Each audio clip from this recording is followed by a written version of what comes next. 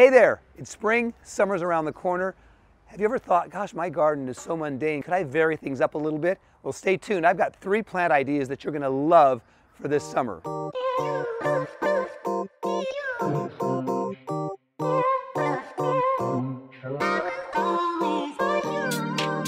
Hey there, it's Scott. Welcome to Around the House with Scott, where I give you tips, tricks, and hacks for living better inside, outside, and all around the house. Before we get started, make sure that you hit the like button below, subscribe to our channel, and let me know what you think about today's video. Alrighty, let's get started.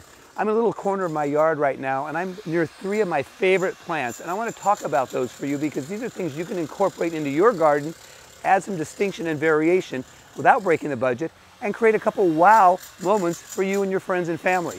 Let's talk first about the Angel's Trumpet vine, better known as Brugmansia, or the reverse. There's so many different variations of the Brugmansia. They do really well in sun to parched shade here in my Southern California climate. You can research how they might work in your own climate. I have them in a pot. They thrive in the ground. They're bulletproof. They do like a lot of water. You can cut them back. They're not too messy. They just drop the flowers when they're done. And I got to tell you, the birds, hummingbirds especially, love these guys. And I think they create a nice little backdrop here.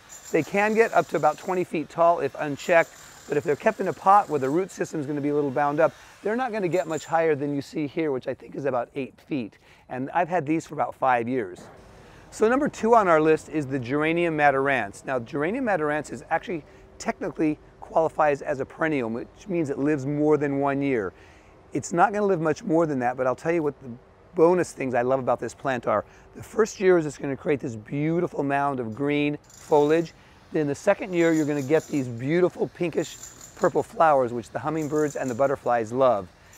This has been blooming now for about 2 weeks. It's going to fill out and probably go for another month. The cool thing about this is let it go to seed. Let the flowers die out. You still have the beautiful greenery below, and they're going to drop seeds all over the ground and create little pups or little small plants, and you're not going to have to ever buy one again.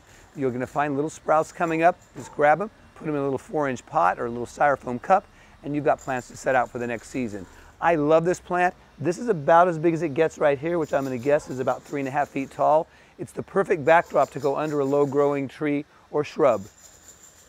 My favorite thing, number 3, is ubiquitous citrus tree. We all love our lemons, our limes, our oranges. I've got lemon and lime trees planted in other spots of the yard, so I've got garnishes for my cocktails. Little tip there. But I want to talk about variegated for right now, and we can kind of see back here my variegated lemon tree, which variegated means the leaves have 2 different colors on them. I really like the fact that the 2 tones of the leaves kind of play off the other items that are here in the garden. So when you're thinking citrus, think outside the box a little bit.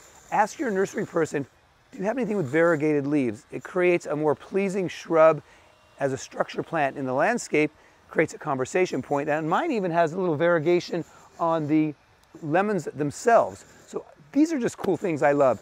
These 3 plants work really well together. Here again, I'm no expert, I just kind of play with how things work. I hope you found some value in today's 3 tips to create some variation in your garden. Thanks for watching.